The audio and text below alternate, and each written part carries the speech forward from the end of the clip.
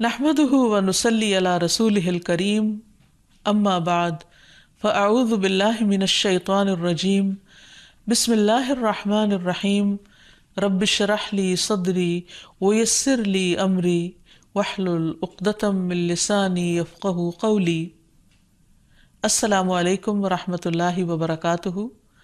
ناظرین، پروگرام دعا کیجیے کے ساتھ آپ کی خدمت میں حاضر ہیں۔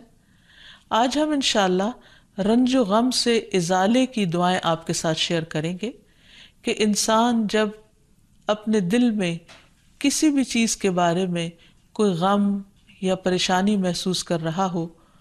تو اس کو دور کرنے کے لیے، اس کے ازالے کے لیے کن الفاظ سے اپنے رب کو پکارے، کیونکہ رب کے سوا اور کون ہے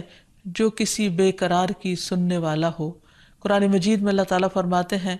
اَمَّن يُجِيبُ الْمُضْطَرَّ إِذَا دَعَاهُ وَيَكْشِفُ السُّوءَ، پھر بھلا بتاؤ وہ کون ہے جو بے قرار کی، مضطر کی پکار سنے اور اس سے تکلیف کو ہٹا دے۔ وہ صرف اللہ سبحانہ و تعالیٰ ہی ہے، اور ہمارے دل بھی اسی کے ہاتھ میں ہیں، وہ جس طرف چاہے ان کو پھیر دے۔ کیونکہ بعض اوقات انسان ہر چیز کے ہوتے ہوئے، ہر نعمت کے ہوتے ہوئے اپنے دل کے اندر ایک غم، ایک ڈپریشن، ایک تکلیف محسوس کرتا ہے، اور بعض اوقات اسباب کچھ جانے بوجھے ہوتے ہیں اور بعض اوقات اسباب جانتا بھی نہیں انسان، اور فگر آؤٹ کرنے کے باوجود، انالائز کرنے کے باوجود، مختلف سچویشنز کو انسان اپنا محاسبہ کرنے کے باوجود کہ کس چیز نے اس کو غمگین کیا یا دکھی کیا اس کو سمجھ بھی نہیں آتی، تو ایسے میں پھر حل کس کے پاس ہوگا؟ صرف اور صرف اس رب کے پاس جس کے ہاتھ میں ہماری جان ہے، جس کے قبضے میں ہماری جان ہے، جس کے دو انگلیوں کے درمیان ہمارے دل ہیں، وہی ہمارے دلوں کو خوشی اور سکون سے بھر سکتا ہے۔ اس لیے ہمیں خوب خوب توجہ کے ساتھ اسے پکارنا چاہیے۔ حدیث میں آتا ہے، ابو ہریرہ کی روایت ہے، رسول اللہ صلی اللہ علیہ وسلم نے فرمایا، جو مسلمان اپنا چہرہ اللہ عز و جل کے سامنے گاڑ کر کسی چیز کا سوال کرتا ہے،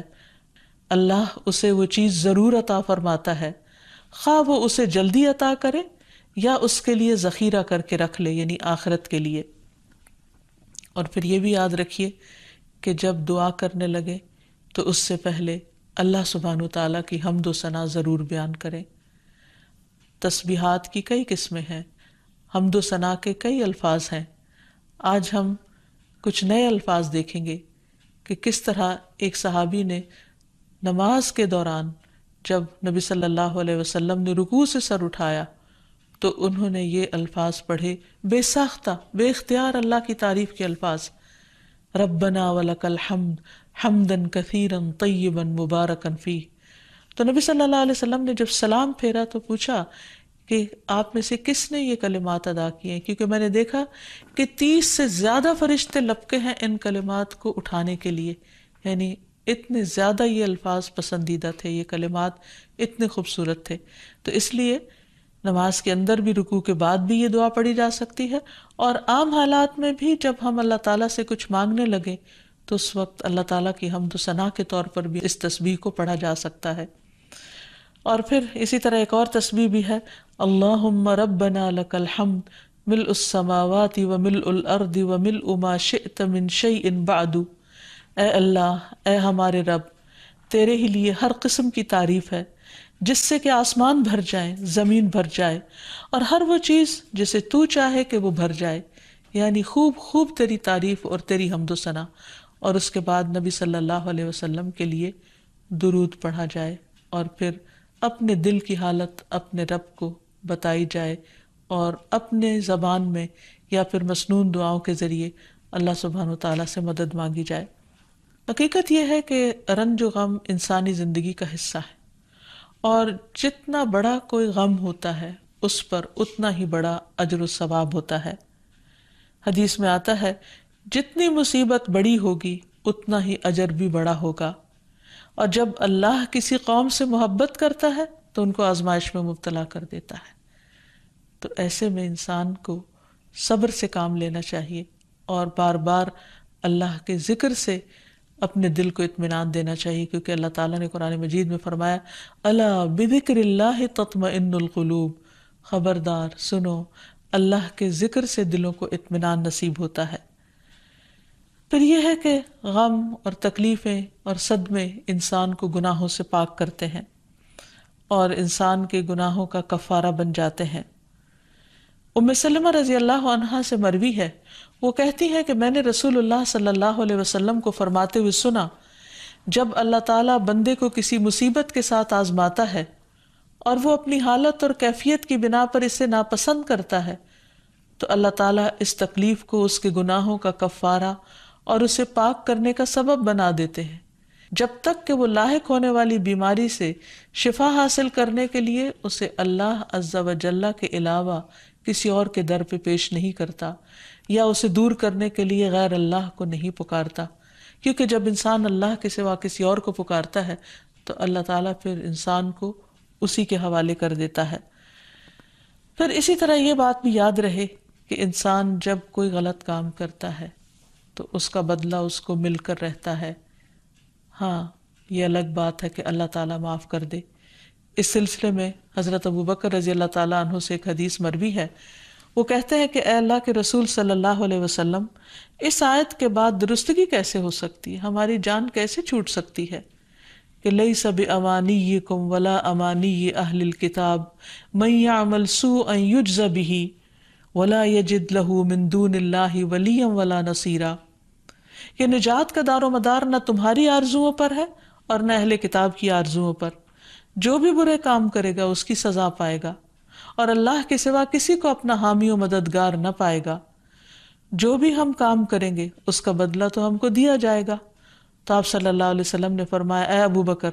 اللہ تم کو بخشے، کیا تم بیمار نہیں ہوتے؟ کیا تم غمگین اور رنجیدہ نہیں ہوتے؟ کیا تم تنگی اور پریشانی سے دوچار نہیں ہوتے؟ وہ کہتے ہیں، میں نے کہا جی ہاں۔ آپ نے فرمایا، اسی طرح تو تم کو بدلہ دیا جاتا ہے۔ یعنی قرآن مجید میں یہ جو آتا ہے نا، من یعمل سوءا یجز بہ، جو برا کرے گا بدلہ پائے گا، تو یہ بیماریاں، تکلیفیں، دکھ، یہ ایک طرح سے بدلہ ہیں۔ پھر یہ یاد رکھیے کہ انسان پر جب بھی کوئی غم یا تکلیف یا پریشانی آئے تو وہ اپنے غم کا حال اپنے رب کو سنائے، جیسا کہ یعقوب علیہ السلام یوسف علیہ السلام کی جدائی میں جب کرب اور تکلیف میں مبتلا ہوتے تو وہ اپنے غم کی داستان اپنے رب کو سناتے۔ قرآن مجید میں آتا ہے، انما اشکو بسی و حزنی الی اللہ، کہ میں اپنے غم اور دکھ کی داستان اپنے رب کو ہی سناتا ہوں۔ یعنی لوگوں کے سامنے چرچا نہیں کرتے تھے کہ ان کے دل پر کیا بیت رہی ہے، ہاں وہ اپنے رب سے ضرور اپنے غم کو شیئر کرتے تھے۔ اسی طرح یونس علیہ السلام کا قصہ ہمارے سامنے ہے۔ قرآن مجید میں اللہ تعالیٰ فرماتے ہیں، وَذَا النُّونِ إِذ ذَّهَبَ مُغَاضِبًا فَظَنَّ أَن لَّن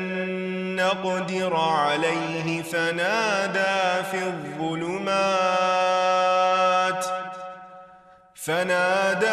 الظُّلُمَاتِ أَن لَّا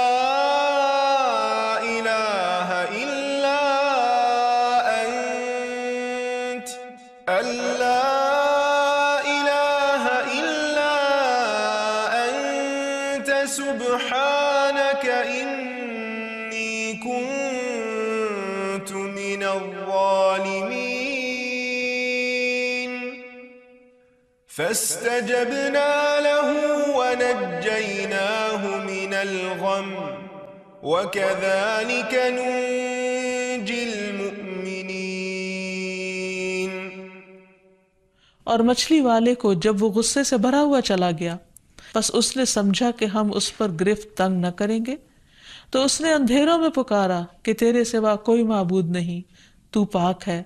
یقیناً میں ظلم کرنے والوں میں سے ہوں۔ تو ہم نے اس کی دعا قبول کی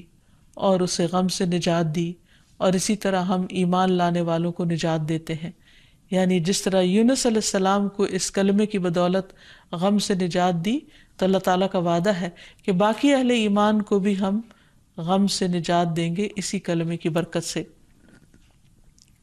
پھر اسی طرح یہ ہے کہ انسان عملی طور پر بھی کچھ طریقے اختیار کرے غم کو دور کرنے کے، یعنی دعاؤں کے ساتھ ساتھ۔